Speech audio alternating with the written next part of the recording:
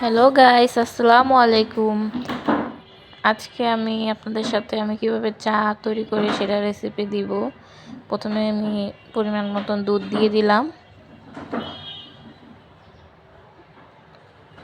তারপরে পরিমাণ মতো চিনি দিয়ে দিলাম আমার টেস্ট অনুযায়ী। তারপরে দিয়ে দিলাম 1 চা চামচ চা পাতা। তারপরে 1 কাপ পানি দিয়ে দিলাম। এখন ভালোভাবে পানির সাথে সবগুলো চিনি, দুধ, চাপাতি মিশিয়ে নিব। একেবারে সুন্দরভাবে মিশিয়ে নিব। এত সুন্দরভাবে মিশিয়ে নিব যাতে কোনো লাম্পস না থাকে। এখন মিশিয়ে নেওয়ার পরে চুলায় দিয়ে দিব। এখন একটা চুলার আঁচ বাড়িয়ে এখন একটা বলক দিয়ে নিব। তারপর চুলাটা কমিয়ে আস্তে আস্তে জাল করে নিব। এই যে দেখেন, জাল করার পরে দুধের কালার, চার কালারটা এরকম হয়েছে। এখন আমি কাপে ঢেলে নিব।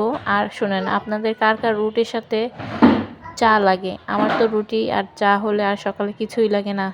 এই যে দেখেন, আমি এখন রুটি ভেজে নিব। আপনারা কাকে রুটি পছন্দ করেন কমেন্টে জানাবেন। আর সবাই আমার ইউটিউব চ্যানেল অ্যান্ড ফেসবুক পেজটি সাবস্ক্রাইব করবেন, ফেসবুক পেজে ফলো দিবেন, পাশে থাকবেন। ধন্যবাদ। আসসালামু আলাইকুম।